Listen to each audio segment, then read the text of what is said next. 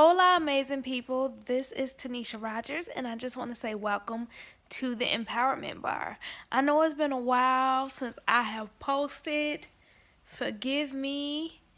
Y'all see me, I'm sitting on my couch in my blanket and all that good stuff. My first place where I like to come when I get home. But um, forgive me. I have not posted here in a while. I've been kind of feeling under the weather for the past few weeks and have had unlimited hives and they keep coming back and all that stuff. So, um, and just a lot of things. But I haven't been feeling my greatest and I apologize for not being present for a while. But something that I wanted to talk about, which we know like encouragement is my thing. Encouragement is my thing. But I want to speak about stewardship today.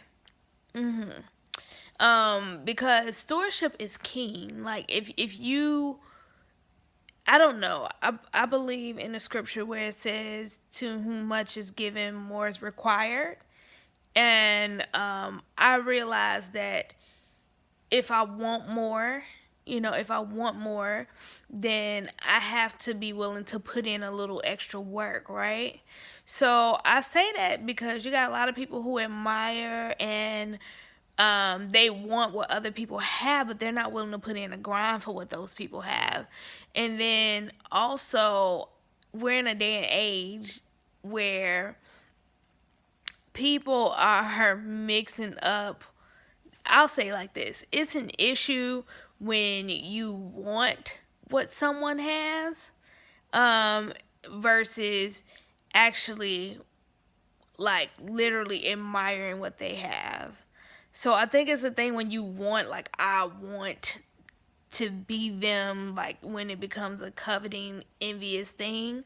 Like, we're not supposed to covet after what other people have. We're not supposed to make people turn people into idols. And when people say relationship goals, all this stuff, it depends on what context you're saying. I'm not saying you can't say that.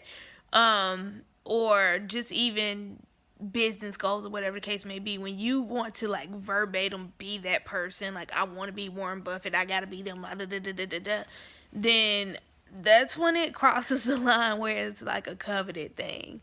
So yeah, so you gotta make sure that you're deciphering admiration to turn somebody into an idol.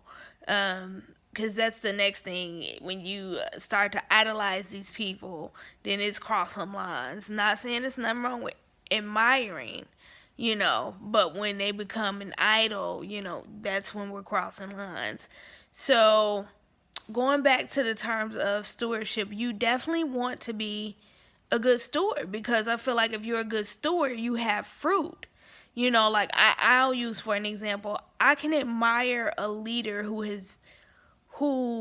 kind of understands. You ever had like a boss and they didn't understand what it is that they were, that your job, but they were put in position to lead you? I think we've all been there before. I don't know. I have. It's easier for me to follow instruction and take away from someone who has bared a little fruit along the way, who can relate and really challenge me and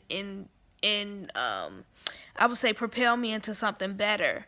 But it's hard when someone has no clue and they're trying to give you direction. It's the blind leading the blind, in my sense. Now, I'm not saying people can't, but in most cases that's how it is. And I just want to say that when we're chasing like what other people have and all this stuff, for one, you shouldn't be chasing what other people have. You should be chasing what God has purposed you to do, what He has put inside of you to be. Like, you shouldn't want to be what somebody else got going on. There's greatness inside of you. There's something inside of you, why you've been birthed and put on this earth to make a difference, to do. So you want to tap into that. Secondly, when you tap into it, you want to show God that you can manage these things that He has given you, these different gifts. So, I say that to say you don't want memes like dictating your life, because it seems like that's what I see a lot of. You want to be able to submit to the Father and let God dictate your life and give you direction. He said he'll make our crooked road straight, right? So he has the ability to give you direction. So I would strongly just encourage you to tap in to see what you need to be being a good steward over in this season, so you can grow that thing for the following season. And everything grows into maturity. Even when we sow a seed, we have to water it, we have to nurture it, we have to do it, and then we eventually see a harvest from that seed, right? So that's the same thing with this. Like, you definitely want to be a good steward so you can reap what you sow and see greater things ahead. And that's where I think many drop the ball. Either they want what somebody else wants, or they want something a quick way and all of that. I would tell you, and people say it all the time, if somebody gave you $1 million or so, for me, okay, I want to know how to, I don't want to be given all the fish. I want to know how to fish.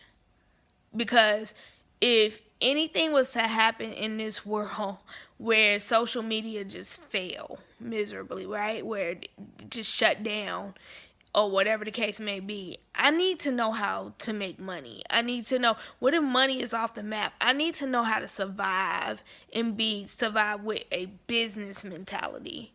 Like, not just surviving. Like, I think a lot of people put a lot of emphasis on this stuff, and it's just like, this stuff is material. It can pass away.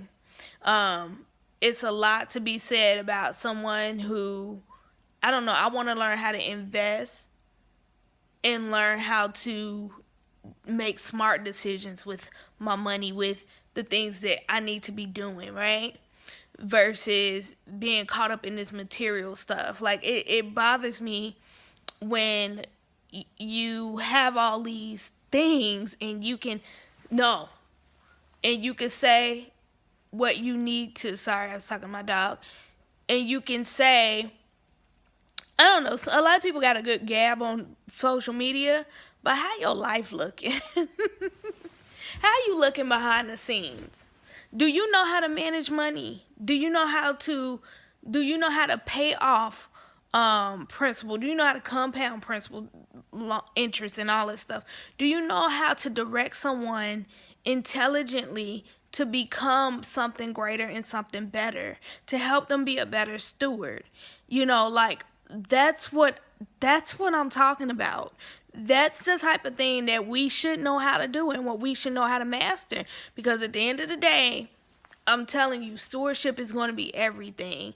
And I would rather be the person who knows how to fish than to be the person who just know how to collect fish. Because when it all goes down, I need my wheels to spin. I need to figure it out. I need to know how to make things happen when things look like they ain't gonna happen. So that is something that I just wanted to encourage. Like, choose to be good stewards. Pay this stuff off. If you can, put a little bit towards whatever the case may be. Do whatever you need to do.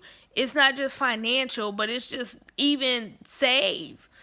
Start doing the things that are gonna make you move to the next level, but it's going to take some sacrifice. Sacrifice always comes before success. I've never ever seen it come any other way. So, just be ready to make the sacrifices in order to see the wins. I promise you, it's going to work in your favor. Have a great night. I won't keep y'all, but stewardship. Let stewardship be at the top of your mind. Mwah. Bye, everyone.